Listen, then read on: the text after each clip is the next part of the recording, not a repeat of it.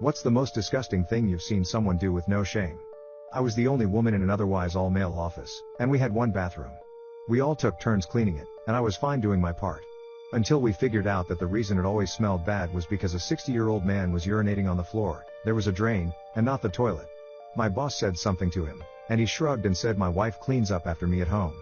He was told his wife doesn't work here, but it didn't matter and he kept doing it. From then on out I refused to use that bathroom, and started going down the street to the gas station every time I needed to go. Since I wasn't using it, I didn't have to help keep it clean, and there was no fucking way I was going to help keep that bathroom clean when a grown-ass man was literally peeing on the floor. Dating an extremely attractive woman for the first time had made me think I may be an extremely shallow man. When you're single and in your 30s, you realize that there's no such thing as out of your league anymore.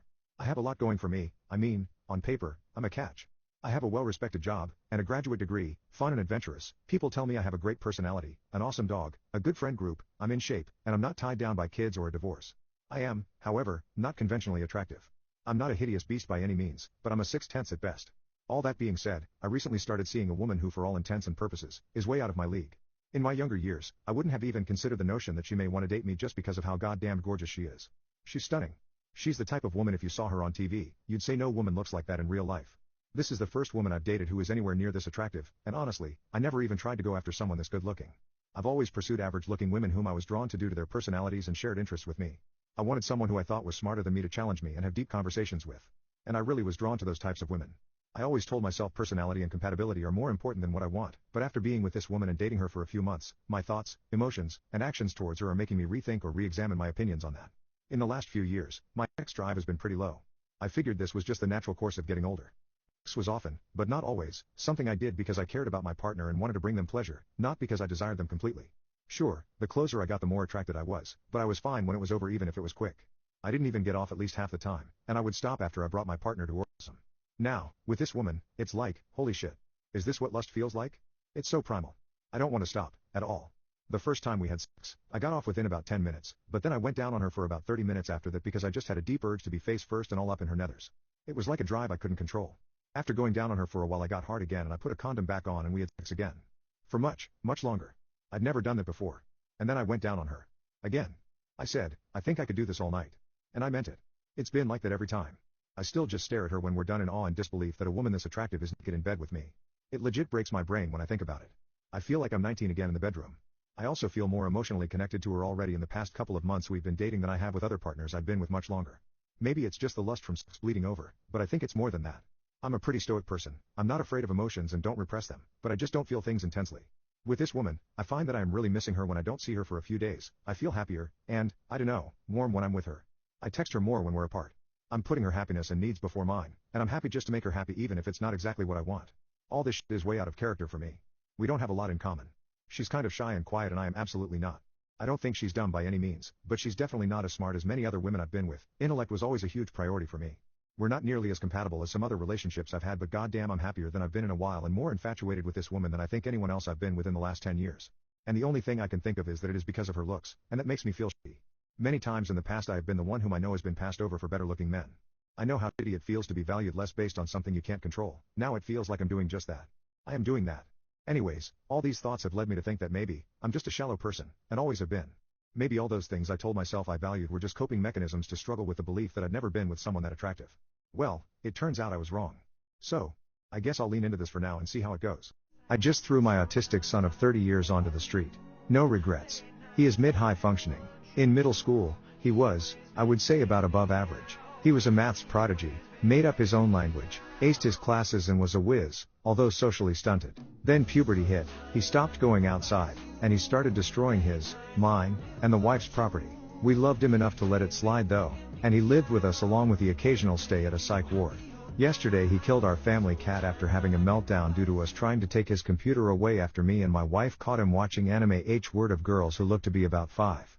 He threw my prized high school football trophy, wherein I won state, at the poor cat, causing its skull to split and its brains to spill out. I just about had it with him, wailed on him, threw him on the curb, and tossed his computers and gaming systems with him and told him if he ever came back I would unalive him. Haven't seen him since. I disowned my son for being gay and it was the best decision of my life. My ex-wife and I had our son right out of high school. We were both 19 at the time and decided to keep it, and a year after his birth we got married. I won't get too much into the details, but his mother and I had a rough marriage, and by 24 we were both divorced and moved on with our lives. I've had primary care of our son throughout his life, while she has had a lot of visitation and had him stay with her at various lengths. All throughout his life my son has had a rebellious streak, from trouble at school, lying to teachers, stealing, bullying, missing classes, you name it, he's done it at some point. We tried therapy sessions but they never came to anything, and he wouldn't show up for them. We've been in and out of court for stupid petty theft and other idiotic things he's done. This streak also continued at home, though at his mother's he always manipulated her and presented himself as a victim. So her and I would butt heads from time to time, as he often blamed me. I tried to do things with him all his life, put him into extracurriculars, spend time with him, be interested in his hobbies, but no matter what I've tried he's always lashed out and pushed back on me. I've gone to therapy myself and nothing worked. He was always ungrateful to anything I did. He wanted to join dance class. I got him enrolled in a class I could afford on my salary. He would then tell me I'm abusive because I wouldn't put him in the more expensive ones. He wanted to drive. I bought him a car and taught him, but his car was crappy and embarrassing. The clothes I bought, same thing. No matter how hard I've ever tried, nothing has been good enough for him. On top of that, he's stolen from me, lied to me on numerous occasions, spread lies and rumors to his mom, teachers and friends about my supposed horrible treatment of him. He's 19 years old and blames me for every little thing that ever goes wrong in his life, and his mother always echoes it.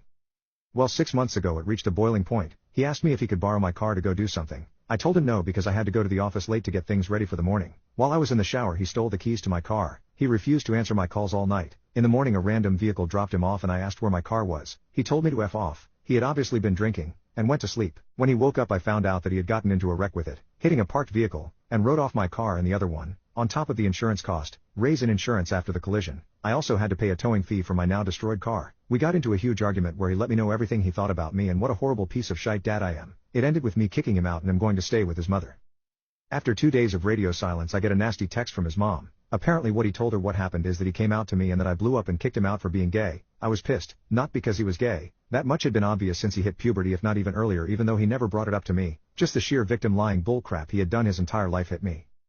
I didn't reply for a day after a steady stream of more abusive messages and his mom calling me a monster, piece of shite, abusive a-hole, etc., and informed me that she called my work and let them know what a homophobe I am. Something in me in that last one just made my last bit of empathy snap.